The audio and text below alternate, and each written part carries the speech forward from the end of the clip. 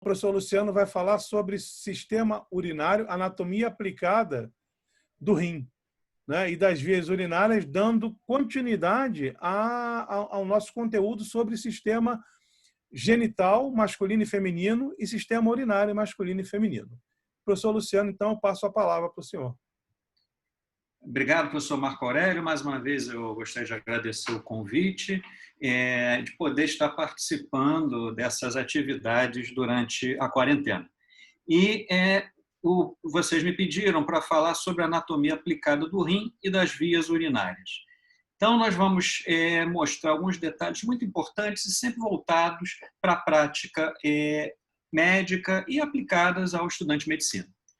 Então, só para lembrar nossos alunos, a cavidade abdominal, aqui nesse corte transverso, nós podemos observar, a cavidade abdominal, propriamente dita, parte dela é revestida pelo peritônio, e essa região é chamada de cavidade peritoneal, onde estão o fígado, os intestinos, o estômago, e por trás do peritônio fica localizado um compartimento, uma região que é o retroperitônio. É no retroperitônio que ficam localizados os rins, que são o escopo da nossa aula de hoje. Então, hoje nós basicamente vamos abordar a anatomia renal, mas para isso nós precisaremos tecer alguns comentários sobre o retroperitônio. Então, nesse corte transverso de uma cavidade abdominal, um corte transverso visto de cima, visto uma visão superior, aqui nós vemos o fígado, aqui nós observamos o cólon descendente, nós podemos visualizar que o retroperitônio ele é composto por vários órgãos. É aqui que estão os rins, como nós já comentamos, o pâncreas, o duodeno, as glândulas suprarrenais, os grandes vasos abdominais. E duas coisas nos chamam a atenção nessa visão do retroperitônio. Primeiro, existe uma grande quantidade de gordura nessa região que envolve esses órgãos. E segundo, existe uma fáscia que eu estou aqui apontando, derivada da fáscia do músculo transverso do abdômen. Essa fáscia é chamada de fáscia renal, e a fáscia renal, ela engloba parcialmente o retroperitônio, ela se desloca pelo retroperitônio, sendo muito importante para a compartimentalização dessa região. A fáscia renal, ela tem dois folhetos, um folheto anterior, que vocês observam aqui, um folheto posterior. O folheto posterior da fáscia renal é chamada de fáscia de Gerota. E o folheto anterior da fáscia renal, próximo ao duodeno, é chamada de fáscia de Zuckerklan. Erroneamente, muitos médicos denominam fáscia renal como fáscia de Gerota. Isso está errado. Gerota é só o folheto posterior da fáscia renal. Essa fáscia, como eu falei, ela é de grande importância porque ela divide o retroperitônio em três compartimentos. O compartimento anterior, onde estão parte do intestino grosso, o cólon descendente, o cólon ascendente, o pâncreas e o duodeno, as partes retroperitoneais do duodeno também ficam nessa região. O compartimento intermediário, onde estão os rins, os grandes vasos abdominais, que são a aorta, a veia cava inferior e a glândula suprarrenal, e o compartimento posterior, composto por gordura. O compartimento anterior, ele também é chamado de região pararrenal anterior. O compartimento intermediário é também chamado de compartimento perirenal. E o compartimento posterior também é denominado de compartimento pararrenal posterior, que é o menos importante porque não tem vísceras nobres, mas o compartimento, a loja pararrenal anterior e a loja perirenal são de grande importância clínica, como nós vamos ver mais adiante.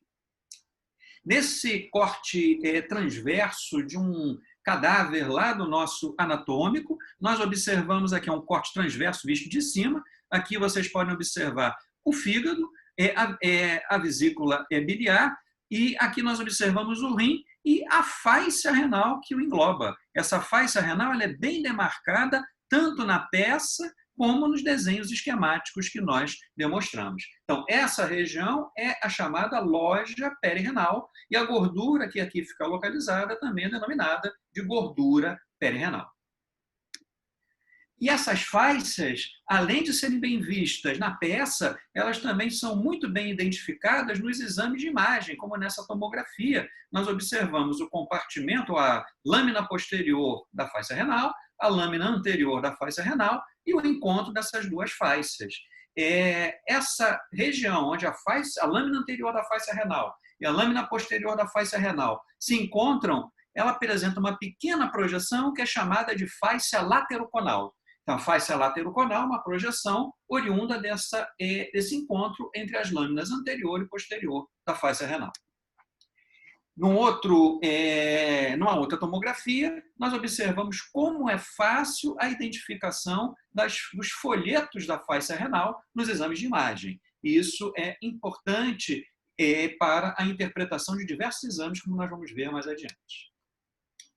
Se nós fizermos um corte parassagital, como esse que aqui está demonstrado, superiormente, a fáscia renal ela geralmente é coaptada. Então, na grande maioria dos casos, a fáscia renal, na parte superior, ela se encontra, ela não tem continuidade com a área nua do fígado. Mas, em cerca de 10 a 15% dos casos, pode haver uma comunicação entre a área nua do fígado e a região perirenal, ou seja, a fáscia renal ela pode ser aberta nessa região superior. É uma variação que pode acabar tendo algumas repercussões clínicas, como, por exemplo, na disseminação de coleções perirenais.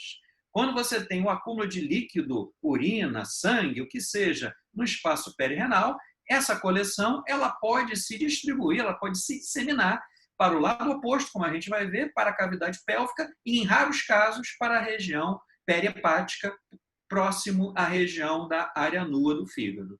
Então, esse é um detalhe anatômico importante, como que a gente pode observar nessa tomografia, o paciente ele tinha uma tumoração hepática que sangrou, e essa tumoração, esse sangramento acabou se espalhando, se disseminando para a região perirenal. E isso só é possível por conta desse detalhe que a gente acabou de mostrar, da parte superior da fáscia renal não ser coaptada em cerca de 15% dos casos na sua porção superior.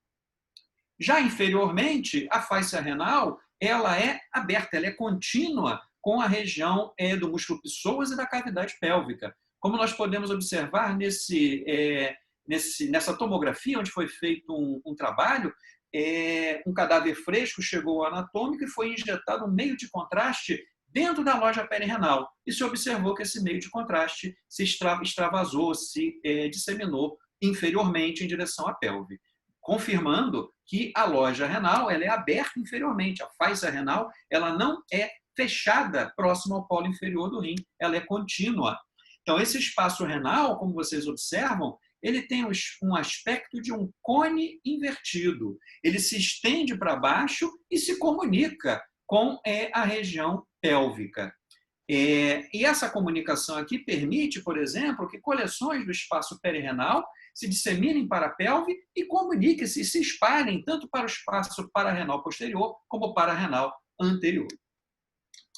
O espaço pararenal anterior, que nós observamos aqui em como a gente já falou, nele estão localizados o pâncreas, o duodeno, a gordura pararenal, ou seja, estruturas nobres, os cólons ascendente e descendente. Então, esse espaço ele se continua com o espaço do lado oposto através da linha média, mas geralmente as coleções líquidas nessa região acabam ficando restritas na lateralidade, ou do lado direito ou do lado esquerdo. A exceção é quando você tem uma pancreatite, o extravasamento de líquido pancreático, e esse se espalha para toda a região do reto peritônio.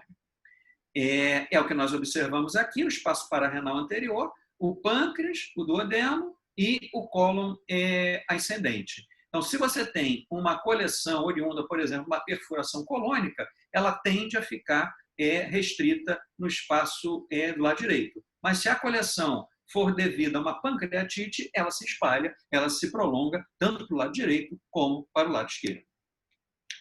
Então, esse espaço ele é contínuo através da linha média, com a raiz do mesentério, e inferiormente ele se comunica, como nós observamos, com o espaço perirenal, pararenal posterior e até os espaços pélvicos, como os espaços pré-vesicais. Coleções nessa região, portanto, coleções pararenais anteriores, elas deslocam o duodeno para frente, o cólon para frente e para o lado, o rim para o lado e para cima e mantém o contorno do músculo psoas preservado. Isso é um detalhe anatômico importante sobre essas coleções. As coleções do espaço pararrenal anterior geralmente não alteram o contorno do músculo psoas maior. Aqui nós observamos uma grande coleção acometendo o espaço pararrenal anterior. Isso aqui é típico de uma pancreatite, acometendo toda essa região. Então, na pancreatite aguda, se vocês estiverem diante de uma tomografia de um paciente com pancreatite aguda, esse é o padrão característico, a coleção se estendendo por toda a região pararrenal anterior e, como a gente observa, o espaço perirrenal íntegro por enquanto. Já no espaço perirrenal, ele não apresenta continuidade com a linha média, justamente por conta da presença dos grandes vasos da aorta e da veia cava inferior. Então, se você tem uma coleção perirrenal do lado direito, ele dificilmente ultrapassa para o lado esquerdo, porque os grandes vasos eles acabam servindo como uma barreira anatômica. A exceção é na altura da região entre L3 e L5, já ali perto da bifurcação da aorta pode haver uma passagem dessa coleção de um lado para o outro, mas, em geral, as coleções do espaço perirrenal eles não ultrapassam a linha média. E essa coleção, ela desloca o duodeno anteriormente, desloca o cólon lateralmente, desloca o rim anterior, medial e superiormente, e o contorno do psoas, ele geralmente é obliterado, ele geralmente é acometido, porque, como vocês observam, essas coleções, elas descem para a pelve, elas se deslocam para a pelve, se disseminam para a pelve, por conta do fato da fáscia renal ser aberta inferiormente. Então, o psoas ele acaba sendo acometido por essas coleções, seja de origem, seja por conta do hematoma, do urinoma, de processos infecciosos. E aqui nós observamos essa disseminação do espaço perirrenal pode ocorrer para o lado oposto, é mais raro, principalmente ali no espaço entre L3 e L5. Aqui nós observamos uma massa, ou alguns casos clínicos referentes ao espaço perirrenal. Aqui nós temos uma massa sólida no espaço perirrenal, um tumor renal. Então, o tumor renal é oriundo aqui, no caso, é uma metástase, e você pode visualizar algumas tumorações nessa região. E as coleções, como aqui nós observamos, um grande hematoma na região perirrenal, acometendo, localizado em toda essa região. Uma fístula urinária, o paciente apresentou uma lesão na pelve renal, e aqui vocês observam o meio de contraste extravasando para o espaço perirrenal, extravasando para a pelve, enfim, acometendo toda a região do espaço perirrenal. Então, as fístulas urinárias é quando você tem esse extravasamento de urina, ele vai acometer, ele vai ocupar toda essa região perirrenal. E no caso dos traumas renais, também geralmente esses traumas renais levam a coleções, geralmente a sangramento, a um misto de sangue e urina, que acometem todo o espaço perirrenal. Então, aqui a gente observa um trauma renal e o sangramento no espaço perirrenal, como vocês observam. O trauma renal ele pode ser contuso ou perfurante. Então, aqui nós temos um exemplo de um trauma renal contuso, um acidente automobilístico. Aqui vocês estão observando a marca do cinto de segurança e esse paciente ele teve uma lesão, um traumatismo renal. Ele precisou ser operado, ele tinha uma laceração renal com queda do hematócrito, instabilidade hemodinâmica e se conseguiu preservar o rim desse paciente durante a cirurgia. Aqui um trauma renal penetrante, o paciente foi vítima de uma perfuração por arma de fogo. Essa lesão por arma de fogo, ela perfurou o flanco do indivíduo e fez uma grave lesão renal que também foi conseguida, nós conseguimos fazer uma nefrectomia parcial, preservando a função renal desse indivíduo. Outro exemplo de coleções do espaço perirrenal, o que a gente chama de urinoma, é o extravasamento de urina, geralmente oriundo daquelas fístulas urinárias de extravasamentos do sistema coletor que acometem todo o espaço perirrenal e extravasando e se deslocando para a pelve. Aqui é uma grande coleção do espaço perirrenal. Pionefrose. A pionefrose, por definição, é quando você tem urina infectada no reto peritônio. Então, teve um extravasamento urinário, essa urina infectou. Quando isso acontece, nós estamos diante da pionefrose. E aqui vocês observam a quantidade de líquido nessa região, e aqui vocês observam que o processo infeccioso ele já é um pouco mais grave, porque já tem formação de gás nessa região. Então, quando você tem infecção com gás, isso a gente chama de pielonefrite enfisematose, é extremamente grave, então isso tem que ser drenado o mais rápido possível. Então, pionefrose é a urina infectada. O outro caso de sangramento, de acúmulo de líquido no reto peritônio, deslocando todas aquelas regiões, era a quantidade de líquido que vocês observam, se deslocando para a pelve. Então, perto do fígado, a gente tem um pouquinho de líquido, espaço perirenal um pouquinho menos, um pouquinho mais, o aumento desse espaço, esse líquido no espaço perirenal, quando a gente faz um corte próximo do polo inferior já para a pelve, essa coleção está muito grande, porque ela vai descendo e vai se acumulando. O espaço pararrenal posterior, que é o menos importante, se é que a gente pode dizer, em termos de estruturas anatômicas, ele é demarcado pela fusão da fáscia transversalis com a fáscia muscular do músculo psoas e do quadrado lombar, e o conteúdo dele é eminentemente gordura, então não há grande importância clínica nesse espaço.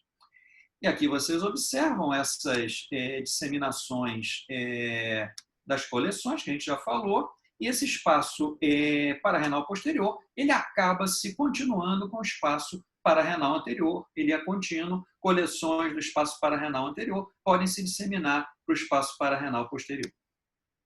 Essas coleções no espaço pararrenal posterior, elas deslocam o duodeno para frente, o cólon anterior e medialmente, o rim anterior lateral superiormente, e o contorno do psoas também fica geralmente obliterado, ou todo ele, ou a metade inferior do músculo psoas.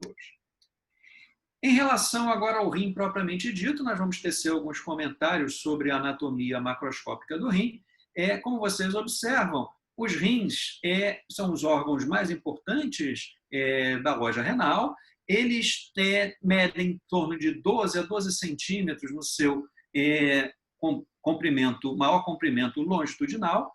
Os rins eles apresentam duas extremidades, que são chamados polos, polo superior e polo inferior, uma face lateral convexa, uma face medial chanfrada, onde fica o hilo renal, uma região ou face anterior e uma face posterior. Essa face lateral do rim ela é convexa, a face medial é onde estão localizados os elementos do hilo renal. Se vocês observarem, os polos superiores dos rins eles estão mais próximos da linha média e os polos inferiores mais afastados, de forma que se você traçar uma linha imaginária no maior eixo longitudinal do rim, dos dois lados, nós observamos que se forma uma angulação superior. Esse é o chamado ângulo renal. E essa angulação ela ocorre justamente por conta desse detalhe anatômico dos polos superiores estarem mais próximos da linha média. E se nós observarmos nesse corte transverso, a região medial do rim, onde está o hilo renal, ela é mais anteriorizada, e a região lateral do rim, aquela face lateral, ela está mais próxima da musculatura posterior. Então, os hilos renais eles são mais anteriores, a região lateral do rim ela é mais posterior. Isso acaba tendo implicação em algumas cirurgias minimamente invasivas do rim. Mas a posição renal, não sei se vocês já deram isso em embriologia, o rim ele se origina na pelve e durante o período embrionário ele ascende até sua posição definitiva no abdômen. O rim direito ele geralmente se estende da 12ª vértebra torácica até a 2ª vértebra lombar e o rim esquerdo da 11ª vértebra lombar da 11ª vértebra torácica, até a 1ª vértebra lombar. E o rim direito é mais baixo do que o rim esquerdo por conta da presença do fígado, que serve como um anteparo e impede que o rim ascenda mais durante o período embrionário. Então, durante o período embrionário, entre a 6ª e a 10ª semana, os rins ascendem pela parede abdominal posterior. Esse processo é denominado de ascensão renal. E se houver algum problema nesse processo de ascensão renal, aí serão originadas as chamadas anomalias de posição do rim, que são relativamente frequentes. Então, aqui nós podemos observar em um rim de um feto humano sendo dissecado, a gente retirou toda a gordura perirenal, aqui a suprarrenal, ela foi retirada, e nós observamos que no período fetal, o rim, a superfície renal, ela é toda cheia de chanfraduras. E essas chanfraduras são chamadas de lobulações renais, que após o nascimento e no decorrer do desenvolvimento, elas vão desaparecendo. Então, a presença de lobulação renal, como vocês observam, ela é característica dos rins fetais. E durante esse período, esse desenvolvimento renal, diversas anomalias podem acontecer. Por exemplo, a agenesia renal unilateral. O indivíduo ele pode nascer sem um dos rins. É uma anomalia bastante rara, mas pode acontecer. Ou o indivíduo ele pode apresentar um rim supranumerário, ele pode nascer com um rim a mais. Isso geralmente acontece quando você tem uma bifurcação do broto ureteral. E isso leva, esse broto ureteral dividido, permite uma divisão do blastema metanefrogênico. É uma anomalia muito rara, com cerca de 100 casos descritos na literatura, e geralmente ela está associada com os rins pélvicos, os rins normais, os rins tópicos presentes, e o indivíduo tem um rim extranumerário, ou na pelve ou no tórax. Aqui um caso que nós observamos de um rim supranumerário fundido com o rim normal. E a paciente era totalmente assintomática. Então, rim extranumerário com fusão, uma anomalia bastante rara. Aqui um outro exemplo dessas anomalias que podem ocorrer durante o desenvolvimento renal é uma anomalia de ascensão. Então, num feto que nós estudamos, aqui vocês observam o rim direito e o rim esquerdo não subiu para a sua posição normal. Ele ficou localizado na pelve. Então, quando isso ocorre, nós chamamos de ectopia renal. E aqui vocês observam o rim na pelve, na ressonância. Essa ectopia renal ela pode ser simples, como essas que vocês estão vendo, ou ectopia renal com fusão, como eu vou mostrar mais adiante. Perdão, passei o slide aqui errado. Então, a ectopia renal simples, ela é rara e geralmente ela ocorre por um mau desenvolvimento do broto ureteral. Isso pode acontecer pela presença de vasos anômalos que impeçam a ascensão do rim. Então, essas anomalias elas podem levar a alguns distúrbios, por exemplo, com dificuldade de drenagem da urina, hidronefrose e formação de litíase urinária. Então, outros casos de ectopia renal, aqui numa tomografia, um rim pélvico, uma outra tomografia, um outro rim pélvico, 2 casos de rim pélvico, mostrando que vocês precisam ficar atentos, que são patologias raras, mas que no nosso dia a dia nós podemos nos defrontar. O rim torácico é uma anomalia de ascensão, quando, ao invés do rim se deslocar para a sua posição habitual, ele acaba subindo mais do que o normal. Ele vai lá para o tórax, por exemplo. Então, essa é uma anomalia muito rara, o rim torácico. Ela é praticamente exclusiva do lado esquerdo, por conta da presença do fígado do lado direito, que serve como um anteparo e impede a ascensão renal. E do lado esquerdo, geralmente, essa ascensão do rim acontece na região onde fica localizado o trígono lombocostal, ou forame lombocostal, se vocês preferirem, do diafragma, também denominado de forame de Baudelaire. Então, o forame de Baudelaire, ou trígono lombocostal, se vocês preferirem, ele é um ponto, acaba sendo um ponto frágil do diafragma, uma região por onde podem ocorrer hérnias, por onde podem ocorrer essas anomalias de ascensão do rim, no caso aí o rim torácico. A ectopia renal, então, até agora nós falamos da ectopia renal simples, mas ela pode também ser cruzada, ou seja, na hora de ascender o rim passa para o lado oposto, e 10% das ectopias renais são cruzadas. E essas ectopias renais cruzadas, elas podem ocorrer com ou sem fusão, ou seja, o rim cruza para o lado oposto e fica desse jeito, como nós estamos vendo aqui, ou ele se funde com o rim contralateral tópico, formando a chamada ectopia renal cruzada com fusão. Então, essas ectopias renais cruzadas com fusão são extremamente raras e, como vocês estão observando, existem diversas variantes. O polo superior do rim que cruza se funde com o rim tópico pelo polo inferior. ou existe uma fusão em L, fusão em disco, fusão em bolo, enfim, existem diversas variantes dessa ectopia renal cruzada com fusão. E a mais frequente, a mais comum, é essa ectopia renal cruzada com fusão, onde o polo superior de um rim se funde com o polo inferior do outro, como nós podemos ver aqui nessa urografia excretora. O contrário, quando o polo inferior do rim que cruza se funde com o polo superior do rim tópico, essa é extremamente rara. Então, essas ectopias renais decorrem de anomalias anatômicas.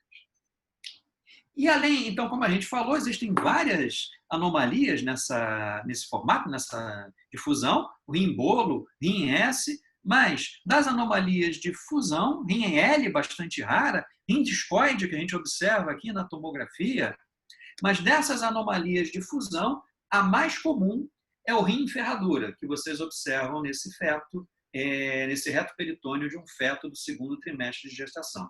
O rim em ferradura ele é caracterizado pela fusão dos polos inferiores dos rins. E essa fusão dos polos inferiores forma um tecido anômalo, um tecido extranumerário, que é o chamado istmo do rim em ferradura.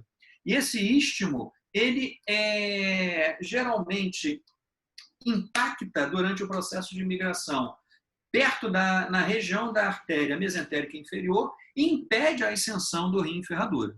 Portanto, o rim em ferradura é uma anomalia de fusão e, ao mesmo tempo, o rim ele fica fora da sua topografia habitual, ele fica perto da abertura superior da pelve.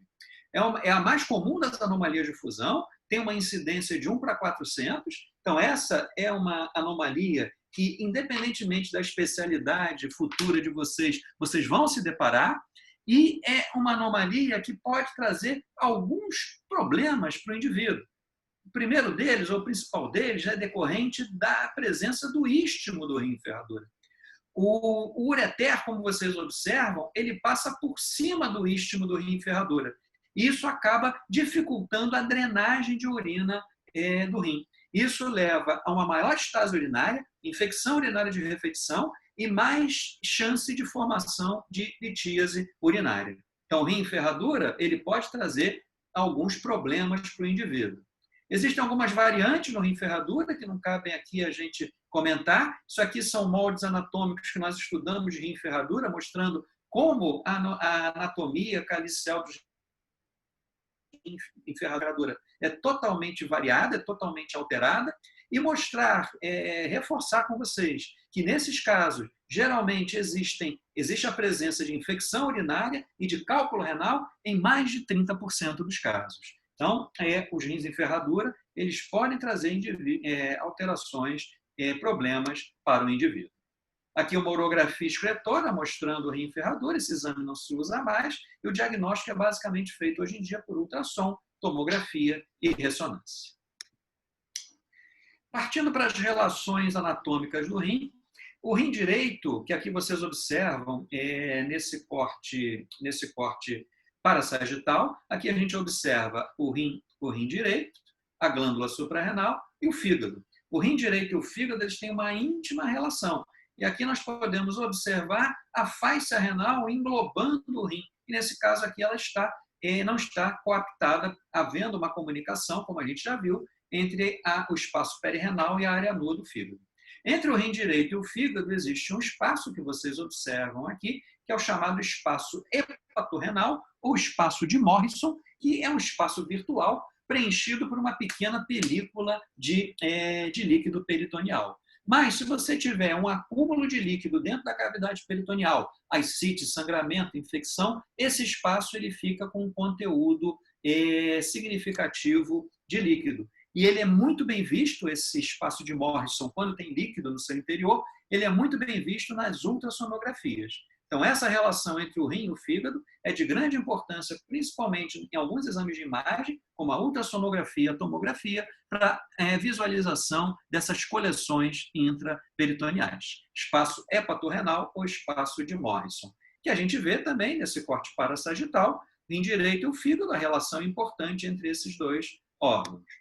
E nesse corte transverso do abdômen, visto de cima, então aqui a gente está vendo o fígado, aqui o rim direito, e o asterisco está mostrando o espaço hepatorrenal, mostrando como essa relação entre o rim e o fígado é íntima, como essa relação entre o rim e o fígado tem grande importância anatômica.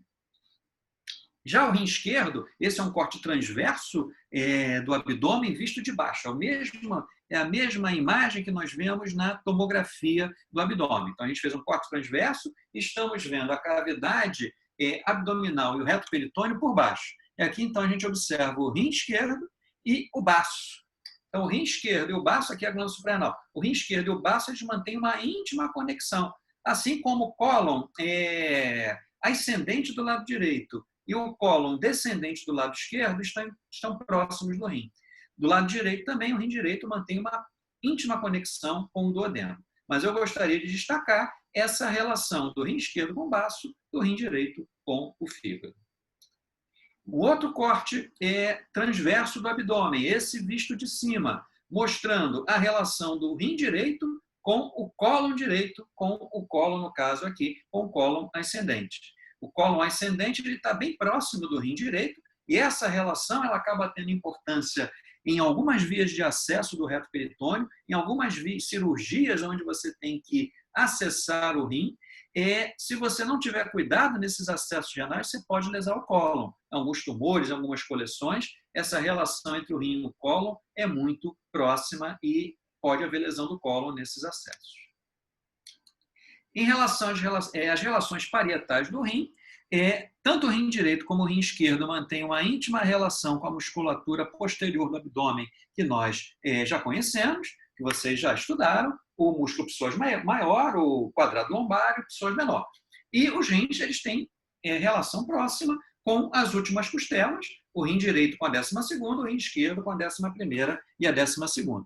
E os polos superiores dos rins estão próximos do diafragma, estão em contato com o diafragma. Diafragma vocês estudaram algumas aulas atrás, professor Marco Aurélio. Ele tem o centro tendíneo, ele tem a porção lombar e a porção external e a porção costal. Entre a porção costal e a porção lombar é que fica o trígono lombo-costal, o trígono de Baudelaire, que a gente citou anteriormente, região onde podem ocorrer aquelas migrações, aquelas ascensões do rim para a cavidade torácica que a gente comentou. A drenagem linfática dos rins. Do lado direito, os linfonodos do rim direito drenam para a região da veia cava e para a região entre a veia cava e a artéria aorta, e do lado esquerdo, os linfáticos drenam para a artéria aorta. Em relação à anatomia intrarrenal, isso aqui a gente vai passar rápido, porque muita coisa disso aqui vocês viram no 2º grau. Aqui a gente observa que o rim ele é coberto por uma cápsula, ele é revestido por uma cápsula essa que é a cápsula renal, que está em íntimo contato com o parênquima renal. A região medial do rim, onde fica o hilo renal, ela tem uma reentrância, uma chanfradura. Essa reentrância que vocês observam aqui é denominada de seio renal. O seio renal ele tem uma grande quantidade de gordura e é nessa região que estão localizados os elementos vasculares, a artéria renal, a veia renal e a pelve renal e os seus cálices que nós vamos descrever. No hilo renal, vocês observam que a artéria renal é o elemento mais superior, a veia renal é o elemento que está numa posição intermediária e mais anterior, e a pelve renal e o ureter são os constituintes, os elementos mais posteriores do hilo renal. E o que nós observamos é que a artéria renal ela se dirige para o hilo renal e se divide, como a gente vai mostrar mais adiante. E a pelve renal ela é formada por diversos cálices que nós vamos discutir com vocês. O parênquima renal, que vocês observam aqui, ele é formado por duas regiões. O córtex renal, que eu estou apontando, mais claro, mais periférico, e a medula renal, localizada mais internamente, de coloração mais escura. O córtex renal ele envia projeções para o interior do rim que separam a medula renal em segmentos, em partes. Essas partes são chamadas de pirâmides renais ou pirâmides de Malpighi. Essas pirâmides renais, o conjunto delas forma a medula renal. As pirâmides renais elas têm um aspecto de uma pirâmide de base invertida. A base é localizada superiormente, o ápice é localizado inferiormente. E essas colunas que separam a medula renal em pirâmides, elas são chamadas de colunas renais ou colunas de Bertin. Um detalhe importante é que o ápice da pirâmide renal, ele se encontra, ele mantém uma íntima conexão com o sistema coletor do rim. E essa região que eu estou apontando aqui, aonde fica o ápice da pirâmide renal e se inicia o sistema coletor do rim, é chamado de papila renal. A papila renal, ela drena a urina, ela leva a urina para o sistema coletor que nós vamos começar a descrever. O sistema coletor ele é um sistema calicial formado por estruturas tubulares que se unem e, em última instância, formam o ureter que vocês estão observando aqui, que vai drenar a urina até a bexiga. Então, o sistema coletor do rim ele é formado por 8 a 14 cálices menores, que eu estou mostrando aqui para vocês. Esses cálices menores, em número de 8 a 14, se unem e formam 2 ou 3 cálices maiores. Os 2 ou 3 cálices maiores, por sua vez, se unem e formam uma estrutura dilatada que ocupa grande parte da pelve renal, que é a chamada pelve renal ou bacinete. A pelve renal ou bacinete, portanto, ela ocupa grande parte do seio renal e, como vocês observam, ela progressivamente se estreita antes de originar o ureter. Então, entre a pelve renal e o ureter existe um estreitamento, uma região mais estreita, que é a chamada junção entre a pelve renal e o ureter, ou, se vocês preferirem, junção uretero-pélvica, junção uretero-piélica. Então, sempre que nós nos referirmos ao sistema coletor renal, nós estamos falando sobre esses cálices, sobre a pelve renal, sobre o ureter. Então, essa é uma disposição interessante que vale a pena vocês lembrarem. Ela tem aplicações clínicas práticas em toda a vida de vocês. É o que a gente observa aqui, os cálices menores, cálices maiores, a pelve renal e o ureter. Então, a urina produzida no parênquima renal drena para esse sistema coletor e daí para o ureter e daí para a bexiga. E dentro desse sistema coletor é que podem acontecer alguns problemas. Problemas esses que muitas das vezes são de origem metabólica, são originados por problemas anatômicos que a gente já discutiu, por problemas de estase urinária, e dentro do sistema coletor, portanto, podem se formar cálculos, podem se formar pedras. Patologia essa, condição essa denominada de litíase renal. Então, a litíase renal é a formação de cálculos, de pedras, dentro do sistema coletor do rim. Esses cálculos, essas pedras, elas podem ser pequenas, 2, 3 milímetros, ou grandes, como essa que vocês estão vendo aqui, com mais de 4 centímetros. Então, os cálculos renais, eles podem levar a diversos problemas, problemas infecciosos, dor, e principalmente dor quando quando esse cálculo se desloca dentro do rim ou em direção ao ureter, e muitas vezes essa dor é muito forte, muito intensa, e o indivíduo tem que parar no pronto-socorro. O tratamento desses cálculos ele pode ser feito de diversas formas, mas quando o cálculo for maior, como aquele que a gente viu anteriormente, uma das formas de você tratar esse cálculo é através da chamada cirurgia percutânea. Isso aqui eu estou falando de apenas uma das maneiras de você tratar esse cálculo. Você faz uma punção percutânea no sistema coletor, entra com um aparelho, fragmenta esse cálculo e retira ele. Então, é um tipo de cirurgia menos invasiva para você retirar esses cálculos renais. Mas, em determinados casos, você tem cálculos muito grandes, como que vocês estão observando aqui. É um cálculo que molda todo o sistema coletor do rim. Essa tomografia, isso aqui é uma tomografia, uma reconstrução de uma tomografia computadorizada. Nesses casos aqui, onde você tem um cálculo que molda todo o sistema coletor do rim, a esse tipo de cálculo nós chamamos de cálculo coraliforme, em forma de coral. Na verdade, ele está ocupando todo o sistema coletor. Nesses casos, você pode tentar fazer uma cirurgia minimamente invasiva através da cirurgia percutânea, mas em determinadas circunstâncias você não vai conseguir resolver com a cirurgia minimamente invasiva, ou você está no serviço público, isso vai ser mais difícil. Então, nesses casos, você pode ainda ter que lançar mão da cirurgia aberta. Então, aqui é um outro caso de cálculo coraliforme. Então, antigamente, o que se fazia, quando ainda não existiam essas técnicas percutâneas? Esse indivíduo que vocês estão vendo aqui no século passado, Max Brodel, ele descreveu uma área da região da região lateral do rim, da região convexa do rim, que era desprovida de vasos, ou uma área avascular, que era chamada linha ou área de Brodel, uma região que tinha poucos ou quase nenhum vaso. Então, nesses casos, ele propôs que se você abrisse o rim, abrindo o rim como se ele fosse um pãozinho francês, quando você abre para botar manteiga ali dentro, você abriria o rim e poderia tirar os cálculos que estão ali dentro sem grande prejuízo vascular. Só que isso não é muito bem assim, né? Porque essa linha avascular ela tem muita variação. Você não tem exatamente no rim, na face convexa dele, na face lateral dele, uma área desprovida de vasos.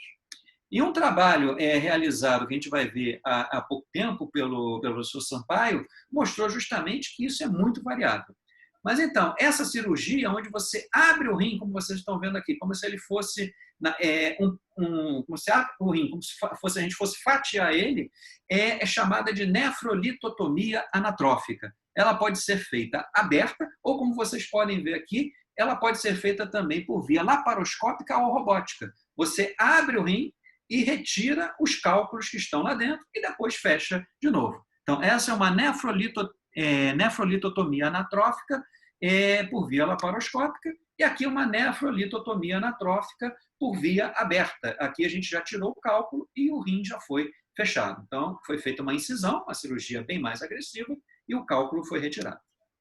Aqui, para vocês terem uma ideia de como os cálculos eles podem causar problema, é um cálculo de mais ou menos 1,5 centímetro que impactou no ureter do paciente e ele precisou realizar uma nefrectomia. Foi retirado o rim. Então, aqui vocês estão vendo o rim foi aberto e a gente observou o cálculo obstruindo o ureter desse paciente. Então, os cálculos eles podem causar dor, infecção e, em casos mais graves, podem levar até a perda do rim, como vocês estão observando.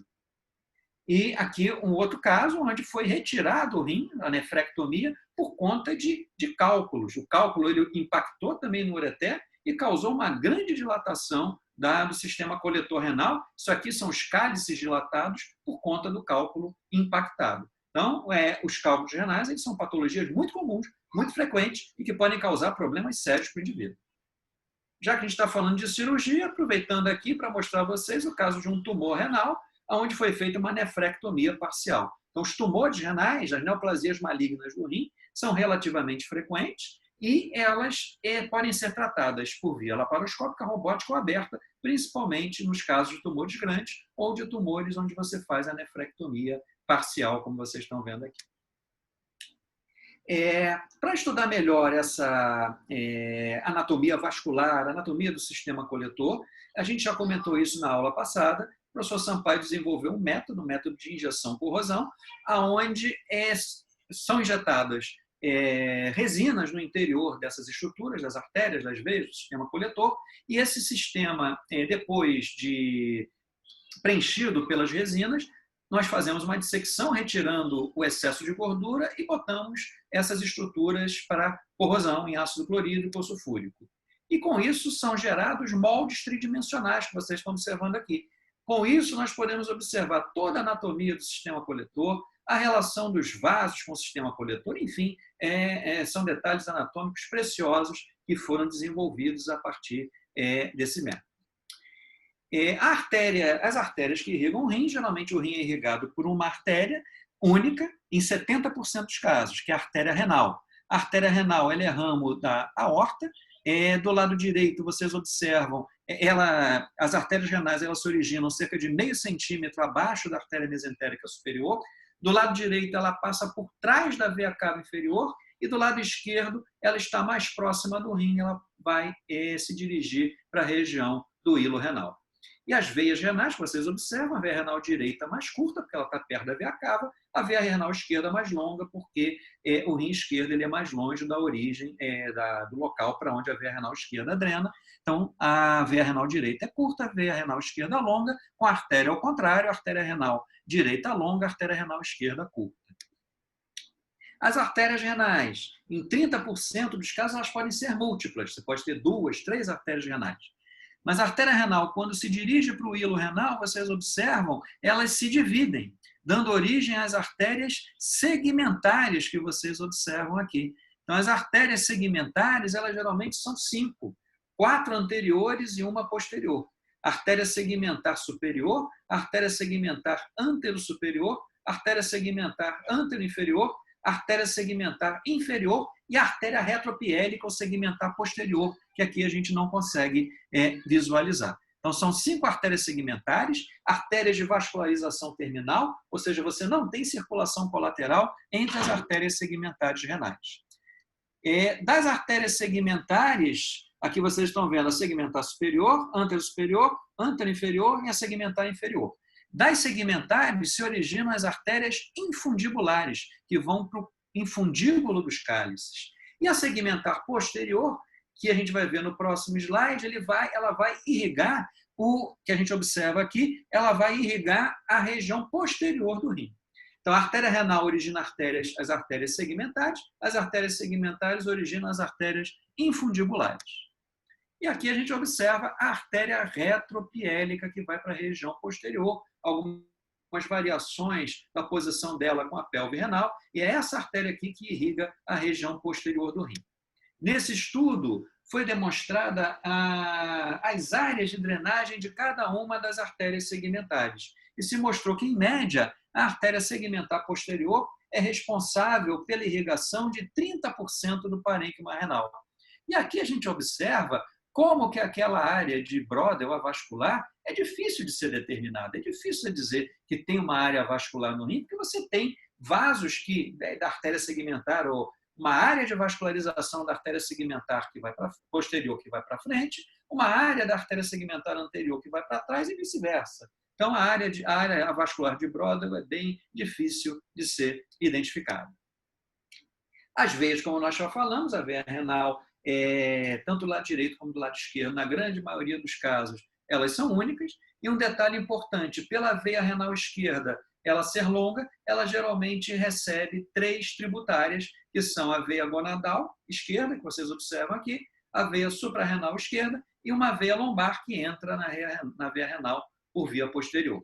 Então, a veia renal esquerda tem 3 tributárias, a veia renal direita geralmente não apresenta tributárias.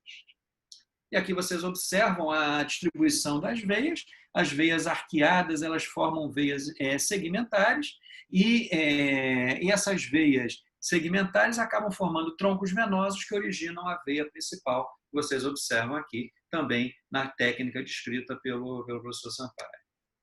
Os linfáticos a gente já tinha mostrado. E, para terminar, vamos falar da disposição do ureter.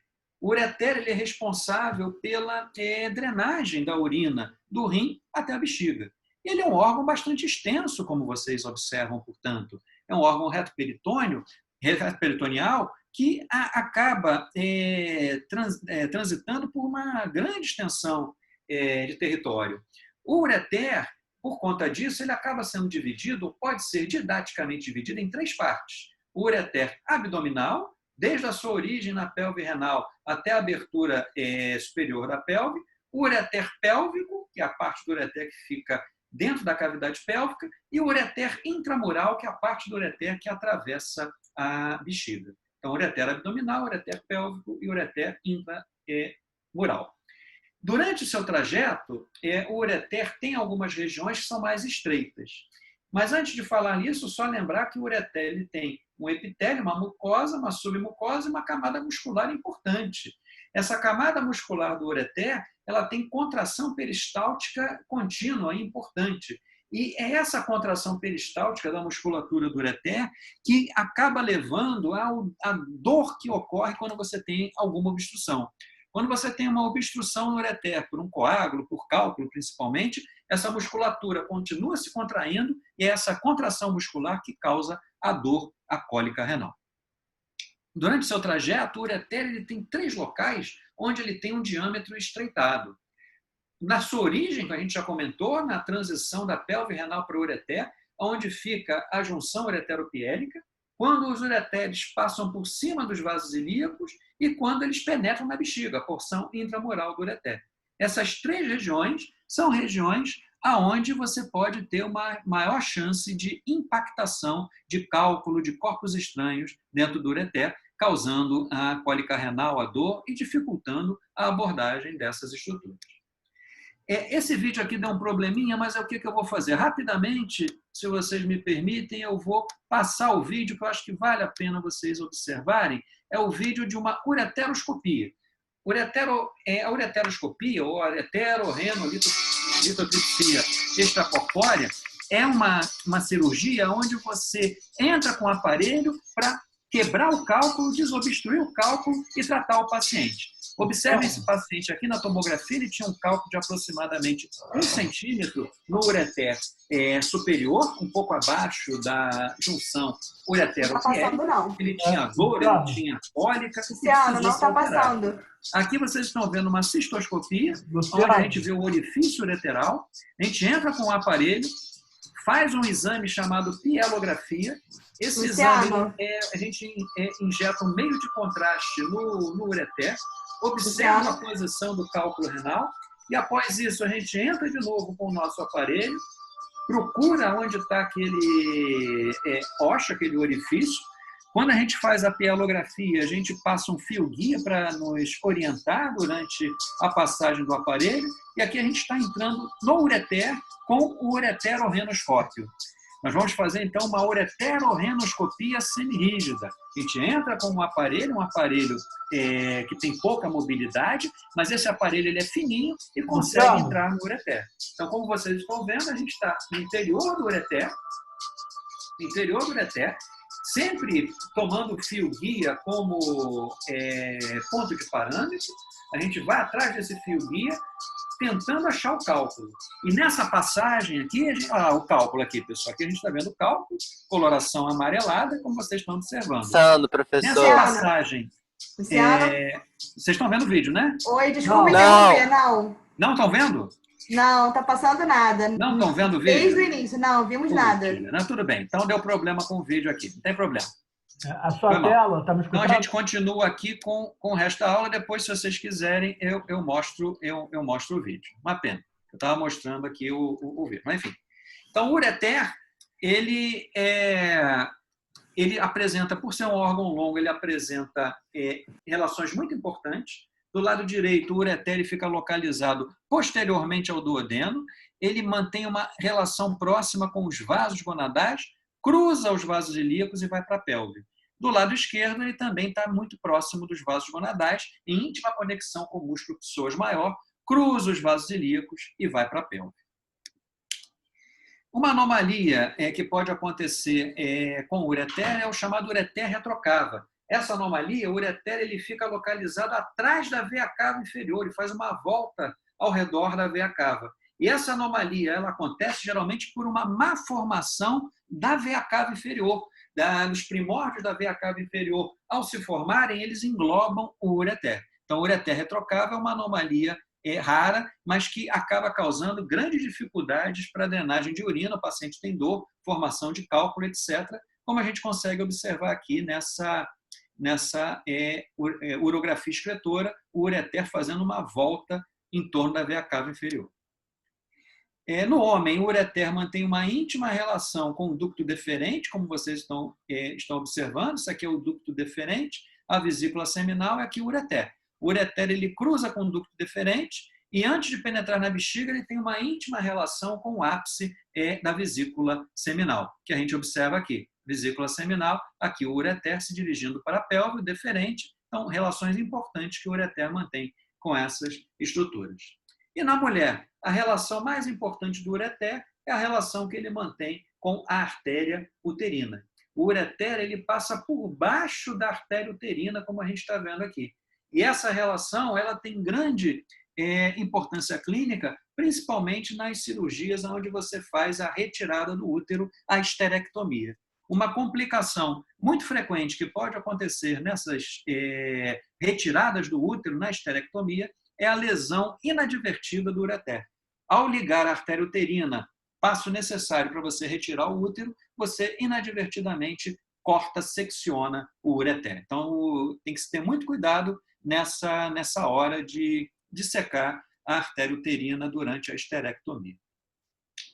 E aqui vocês estão observando a porção intramural do ureter.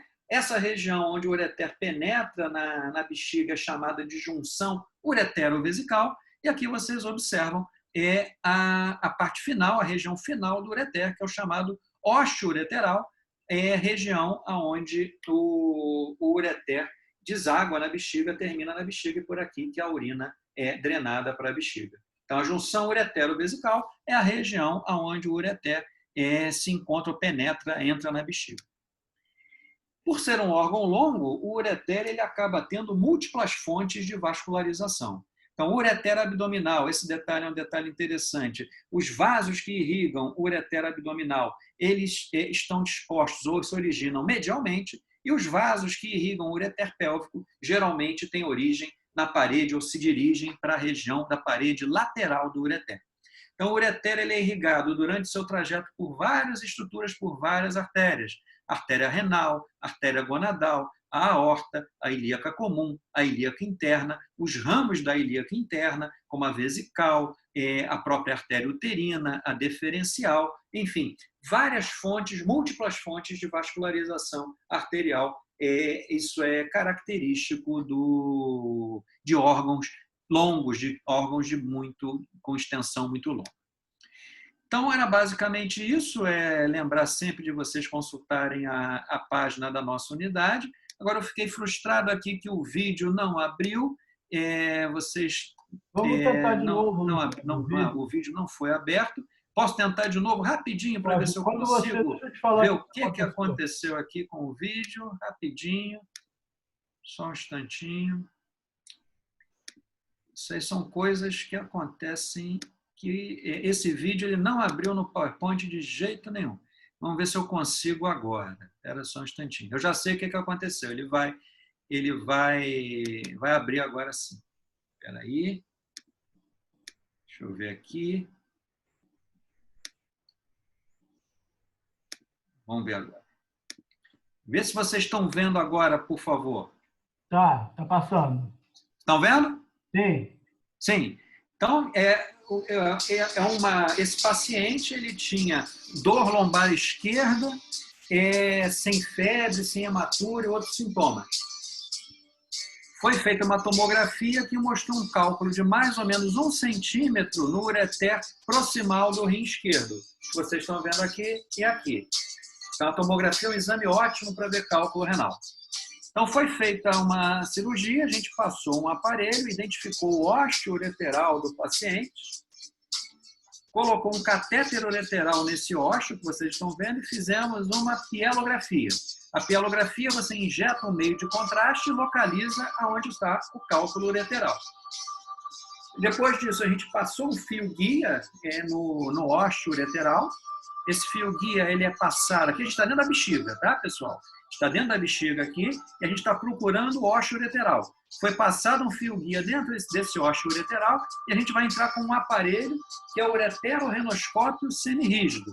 É um aparelho fininho, próprio para isso, próprio para entrar no ureter. Então aqui a gente está entrando no ureter, essas são as paredes ureterais, a gente sempre vai seguindo o fio-guia, a gente vai atrás do fio-guia, buscando o cálculo. Nessa passagem, a gente vai ter dificuldade para entrar no ureter justamente nos estreitamentos. A gente tem dificuldade para entrar na junção uretero-vesical e no cruzamento dos vasos ilíacos. Depois que a gente passa por ali, o uretero-reno sobe fácil e encontramos o cálculo. Olha o cálculo, a coloração dele é amarelada. Esse cálculo estava causando dilatação do rim, dor para o paciente estava muito incomodado. E, nesses casos, a gente faz uma cirurgia onde a gente vai fragmentar esse cálculo e vai retirar esses pedaços que a gente fragmentou.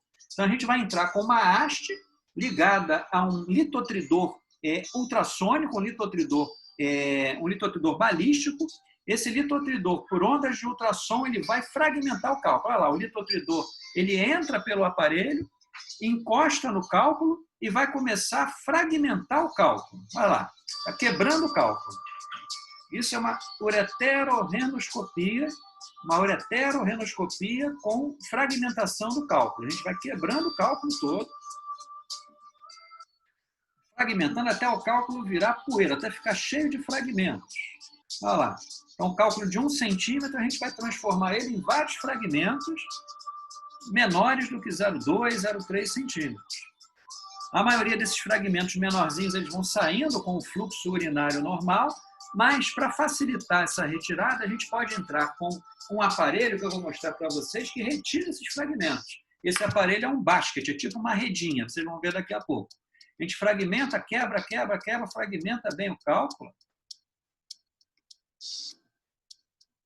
para poder tirar esses fragmentos, para poder desobstruir o rim.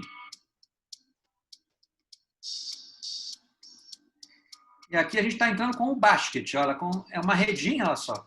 Você entra, abre aqui ó, e tira os fragmentos.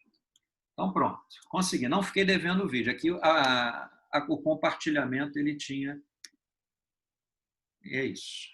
Então, deixa eu ver aqui, stop share. Pronto, era mais ou menos isso que eu tinha para falar. Gostaria de, mais uma vez, agradecer a todos aí pela atenção e me colocar à disposição para eventuais esclarecimentos. Obrigado. Muito bem. Então, professor Luciano, como sempre, a sua palestra ela é povoada por anatomia aplicada à medicina, né?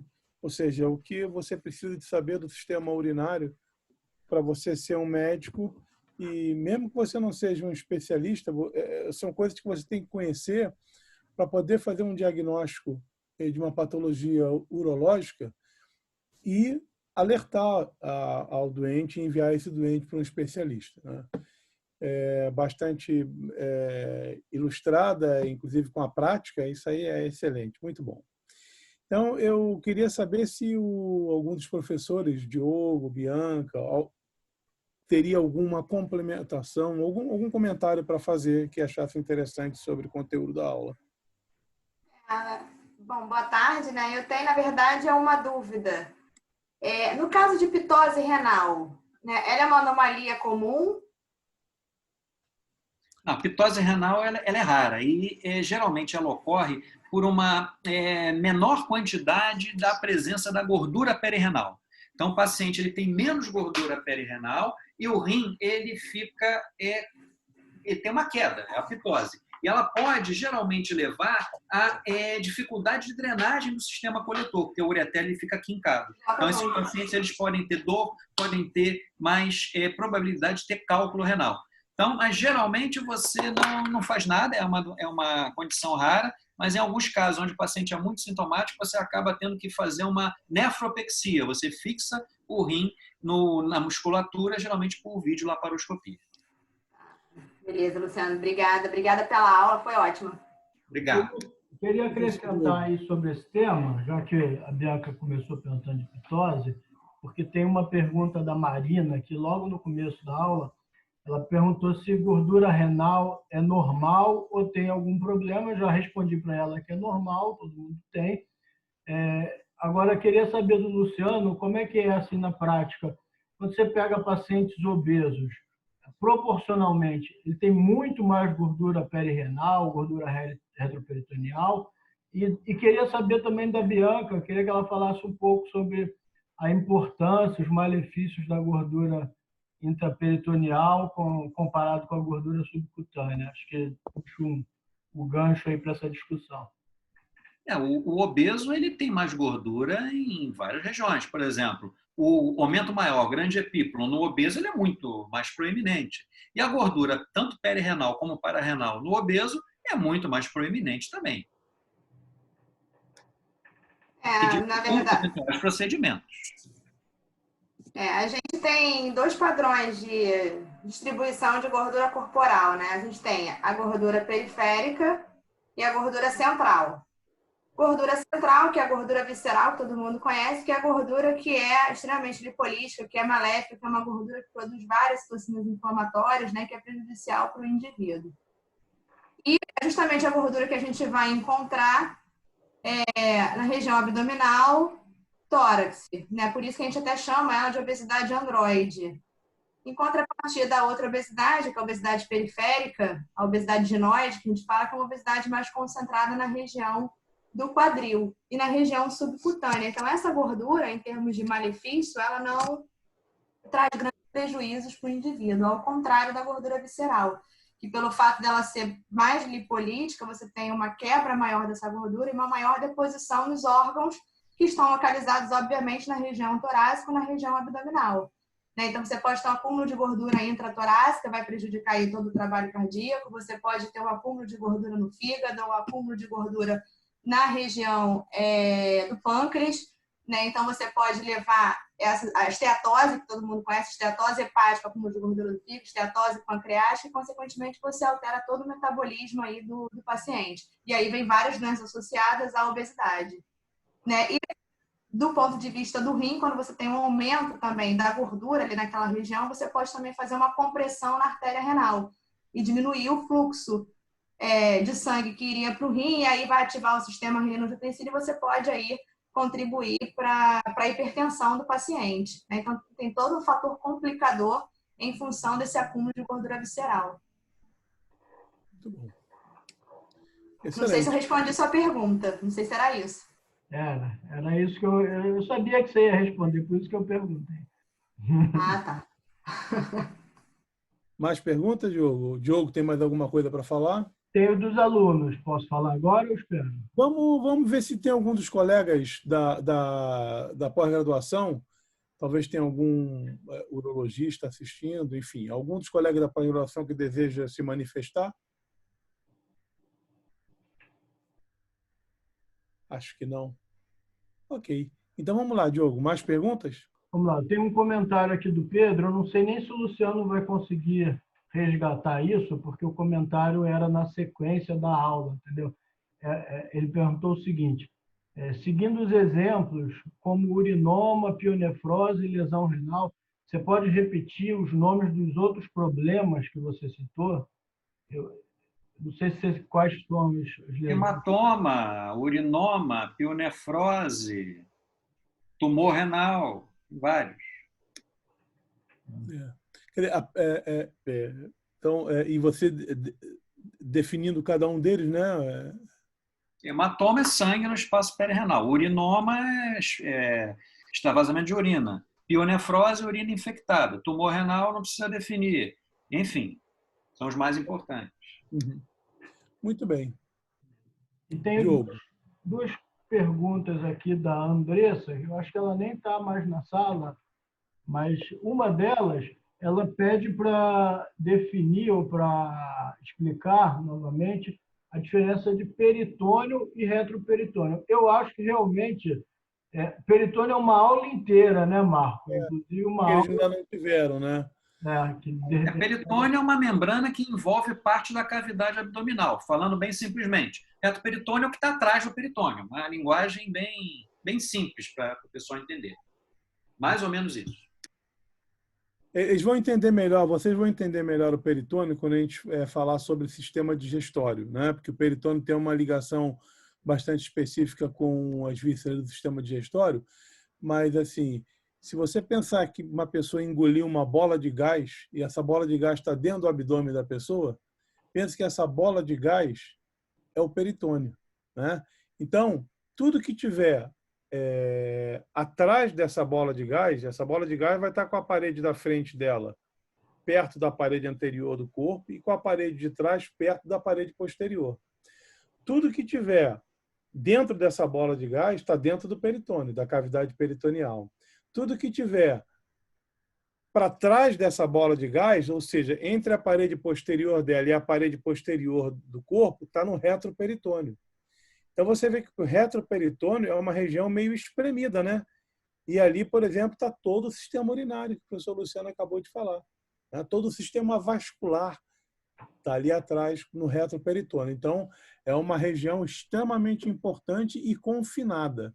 Né? Então, tudo que ele falou aí de hematoma, etc., quando acontece ali, a gente tem que pensar que não tem... a expansão é difícil. Então, tudo que cresce naquela região comprime muito o que está na região. Marco, muito bem. Isso tem tudo a ver com a outra pergunta da Andressa, que é sobre a possibilidade de ocorrer síndrome compartimental. O Luciano falou sobre essa síndrome na aula de músculos, ou Marco, alguém de vocês falar sobre síndrome compartimental nas fáscias musculares. Ela pergunta se isso também pode acontecer nas fáscias renais e no retroperitônio. Essa é mais difícil porque, como eu expliquei, as fáscias elas são abertas, então o líquido ele acaba se espalhando. Então é muito difícil. Para você ter uma síndrome compartimental, é uma quantidade de líquido tão grande que o indivíduo não resistiria. Então não porque as fáscias são abertas.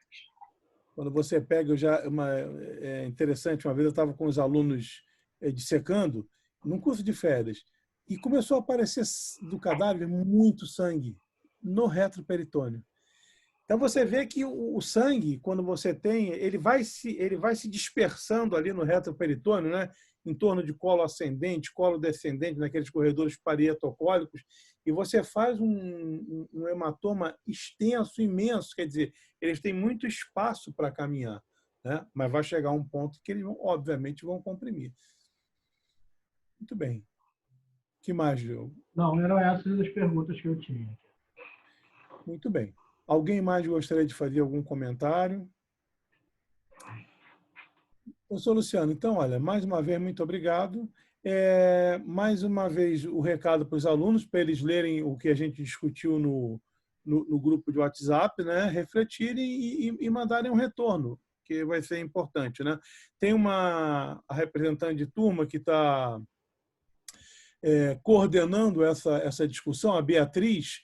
Eu acho bastante importante vocês se coadunarem aí com a Beatriz para que isso não vire uma discussão ineficiente, né? É bom ter uma pessoa centralizando isso e vamos continuando isso para que a gente aperfeiçoe aqui essa nossa atividade o máximo possível e ela seja proveitosa o máximo possível. Pessoal, uma coisa assim que vocês têm que tomar cuidado para vocês não ficarem frustrados é que, por exemplo, o professor Luciano acabou de dar uma aula. Ele falou muita coisa que vocês não fazem a menor ideia, principalmente de aplicação, né? Vocês não fazem a menor ideia de nada, que vocês estão começando o primeiro ano, óbvio. Vocês estão começando uma jornada onde vocês vão aprender tudo. Mas quando a gente fala, então, em aplicação, aí, aplicação clínica, é aí que vocês não sabem mesmo. Então, não pense que quando terminar essa aula, você tem que saber o que é hematoma de retroperitônio, a pionefrose, o câncer de rim, nada disso, pessoal. Isso aí é apenas o que a gente quer é que vocês entendam a relação disso com a anatomia que foi dada, né? Entendam a anatomia como um alicerce para vocês no futuro compreenderem isso e, claro, vocês já vão fazendo alguma relação da anatomia com essas patologias. Mas não pense que você vai ter que sair dessa aula de anatomia do sistema urinário só porque ela é aplicada com conhecimento de urologista. De jeito nenhum. Tá? Mas certamente vocês vão sair mais prontos do que quem não conhece essa anatomia para no futuro adquirirem esses conhecimentos. Bom, se ninguém tem mais nenhuma pergunta, professor Luciano, muito obrigado mais uma vez. Obrigado. Um abraço a todos, professores Diogo e Bianca e demais colegas. E alunos, um grande abraço. E não esqueçam que na quinta-feira agora nós não temos nenhuma programação por conta do feriado, mas na segunda temos uma programação importantíssima, uma palestra sobre o nosso sistema de saúde, sobre o nosso SUS, com um dos maiores conhecedores, pessoas que não só participaram do sistema que implantou esse SUS, como pessoas que legislaram em relação a esse SUS, né, na prática mesmo, como ministro da Saúde. Um grande abraço para todos.